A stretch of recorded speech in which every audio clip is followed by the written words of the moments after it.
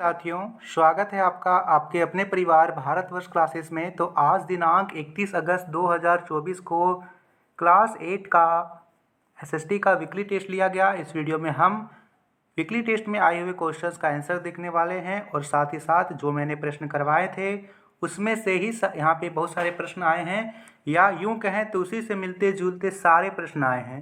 ठीक है साथियों, तो आपने यदि very very very important questions वाली वीडियो को देखकर गए होंगे, अच्छे से समझ कर गए होंगे, तो सभी प्रश्न आपका सही हुआ होगा। चलिए प्रारंभ करते हैं। वीडियो को लाइक करेंगे, शेयर करेंगे। इसका पीडीएफ हमारे व्हाट्सएप ग्रुप पर अवेलेबल मिल जाएगा। जैसे ही आप वीडियो को पूरा देखते हो तो पीडीएफ वहाँ से डाउनलोड कर सकते हो। स्टार्ट करते हैं। पहला प्रश्न पूछा गया है, मणिकरण किस ऊर्जा के लिए जाना जाता है? विकल्प है ज्वारीय ऊर्जा, परमाणु ऊर्जा, पवन ऊर्जा, भूतापीय ऊर्जा। बात करें मणिकरण की, तो मणिकरण हिमाचल प्रदेश में अवस्थित है, जो कि गर्म झरनों के लिए प्रसिद्ध है, और यह भूतापीय ऊर्जा के लिए भी प्रसिद्ध है। सही उत्तर डी होगा, भूतापीय ऊर्जा। झारखंड में बॉक्साइट उत्पादन किस जिले में होता है? विकल्प है गुमला, हजारीबाग, पलामू, पश्चिमी सिंहभूम। तो यहाँ पे सही उत्तर बताना है। सही उत्तर यहाँ पर क्या होगा? देखिए साथियों, यदि झारखंड में बॉक्साइट उत्पादित जिलों की बात करें, रांची, गुमला, लोहरदगा। ठीक है, रांची, गुमला, लोहरदगा। तो यहाँ पे आप विकल्प में देखोगे तो विकल्पों में गुमला दे रखा है, सही उत्तर ए होगा। हजारीबाग, पलामू, पश्चिम सिंहभूम नहीं होगा।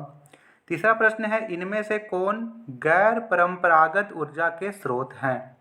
गैर परंपरागत ऊर्जा के स्रोत क्या होते हैं? तो जो नवीकरणीय होते हैं, यानी एक बार नष्ट हो जाए तो तुरंत प्राप्त कर दिए सकें, और इसके भंडार असीमित होते हैं। कोयला का भंडार असीमित है क्या? नहीं है सर। पवन ऊर्जा, पेट्रोलियम, प्राकृतिक गैस, पेट्रोलियम प्राकृतिक गैस, इसके भी भंडार सीमित होते हैं, ना कि असीमित। सही उत्तर बी होगा, पवन ऊर्जा। अगला प्रश्न है, तांबा किस प्रकार का खनिज है? धात्विक, आधात्विक, दोनों, या इनमें से कोई नहीं। धात्विक या अधात्विक खनिज क्या होते हैं? जो जिसमें धातु का अंश होता है वो धात्विक, और जिसमें धातु का अंश नहीं होता वो अधात्विक। तो यह तांबा धात्विक है, क्योंकि यह एक धातु है। ज्वारीय ऊर्जा किस ऊर्जा के स्रोत हैं? परंपरागत, गैर परंपरागत, दोनों, या इनमें से कोई नहीं। सही उत्तर यहाँ पर बी होगा, यह गैर परंपरागत ऊर्जा के स्रोत हैं। अगला प्रश्न, भारतीय राष्ट्रीय कांग्रेस की स्थापना कब हुई थी? तो साथियों यहाँ पे याद रखेंगे 28 दिसंबर 1885। नोट कर लीजिए, 28 दिसंबर 1885 को मुंबई के ग्वालियर टैंक मैदान में एओ ह्यूम के द्वारा भारतीय राष्ट्रीय कांग्रेस की स्थापना हुई थी। तो सही उत्तर यहाँ पर ए होगा, 1885 ईस्वी में। राज्यसभा के सभापति कौन होते हैं? देखिए मैं इनका नाम बता देता हूँ। अभी श्री जगदीप धनखड़ हैं। अब बताइए, श्री जगदीप धनखड़ भारत के कौन हैं? राष्ट्रपति हैं क्या? नहीं। राष्ट्रपति कौन है? श्रीमती द्रौपदी मुर्मू। प्रधानमंत्री हैं क्या? नहीं।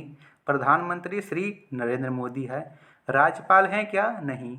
अभी झारखंड के राज्यपाल श्री संतोष गंगवार हैं। तो सही उत्तर यहाँ पर क्या हुआ? बी हुआ सर। उपराष्ट्रपति राज्यसभा के सभापति होते हैं, और वर्तमान में श्री जगदीप धनखड़ हैं। 8वां प्रश्न पूछा गया, झारखंड में लोकसभा के सदस्यों की संख्या कितनी है? 20, 14, 16, 18। सही उत्तर यहाँ पर बी है, 14 है। 9वां प्रश्न, वर्तमान में लोकसभा के लिए कुल कितने सदस्य निर्वाचित होते हैं? विकल्प 500 है, 550 है, 543 है, 545 है। आपके अनुसार कौन सा विकल्प सबसे सटीक है? बताइए साथियों। बिल्कुल सही। सही उत्तर यहाँ पर सी है, 543। अगला प्रश्न, राज्यसभा में अधिकतम कितने सदस्य हो सकते हैं? 230, 250, 270, 310। तो यहाँ पे सही उत्तर क्या होगा? साथियों यहाँ पे सही उत्तर बी होगा 250। और यदि 250 में भी बात करें तो इसमें से 2 भाग में बांट दे, 238 निर्वाचित होते हैं और 12 नामांकित होते हैं राष्ट्रपति के द्वारा। ये भी मैंने करवाया था। तो कितने बच्चों का यहाँ पे 10 प्रश्न सही है बताइए। अगला है यहाँ पर लघु उत्तरीय प्रश्न। पहला प्रश्न, लौह खनिज और अलोह खनिज में अंतर बताएं। सिंपल सा उत्तर लिखना था। जिस खनिज में लोहे की मात्रा होती है या फिर लोहे का अंश होता है उसे लौह खनिज कहते हैं, जैसे लौह अयस्क, मैग्नीशियम। अलोह खनिज में लिखना था जिसमें लोहे का अंश नहीं होता है, जैसे तांबा। ठीक है। परंपरागत और गैर परंपरागत ऊर्जा में क्या अंतर है। परंपरागत ऊर्जा के स्रोत वे हुए परंपरागत ऊर्जा वे ऊर्जा स्रोत हैं जो नवीकरणीय होते हैं और जो अनवीकरणीय होते हैं और जिनकी मात्रा सीमित होती है, जैसे कोयला हो गया, पेट्रोलियम हो गया, और इनके जलने पर प्रदूषण होता है। गैर परंपरागत ऊर्जा के स्रोत जो नवीकरणीय होते हैं और इसकी मात्रा असीमित होती है। पवन ऊर्जा, ज्वारीय ऊर्जा, भूतापीय ऊर्जा इत्यादि इनके उदाहरण हैं। अगला प्रश्न था, भारतीय संसद के 3 अंगों के नाम लिखिए। तो यहाँ पे लिखना था साथियों, भारतीय संसद के 3 अंग हैं राष्ट्रपति, लोकसभा, राज्यसभा। ठीक है। अगला प्रश्न, लोकसभा में अनुसूचित जाति एवं अनुसूचित जनजाति के लिए कितनी कितनी सीटें आरक्षित है। तो देखिए, लोकसभा में अनुसूचित जाति एवं अनुसूचित जनजातियों के लिए 131 सीटें आरक्षित है।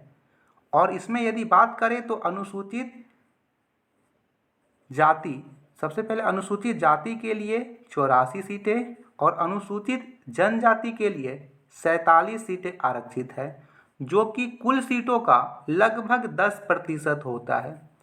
याद रखिएगा। लोकप्रिय सदन किसे कहा जाता है। तो लोकप्रिय सदन लोकसभा को कहा जाता है। इतना ही आसान सा प्रश्न था। तो बताइए कितने बच्चों ने यहाँ पे सही प्रश्नों को सही किया। तो बच्चा यह था आज का वीडियो को लाइक करिए, शेयर कीजिए और भारत वर्ष क्लासेस पर नए हो तो सब्सक्राइब जरूर कीजिएगा। धन्यवाद। इसके साथ ही संस्कृत का भी वीकली टेस्ट का आंसर की अपलोड कर दिया जा रहा है, तो उसे भी देख लीजिए, आंसर्स की को मिला लीजिए। साथ ही साथ ये प्रश्न आपके हाफ ईयरली एग्ज़ाम के लिए भी महत्वपूर्ण हो जाते हैं, तो उसके लिए भी आप नोट कर सकते हो। Thank you.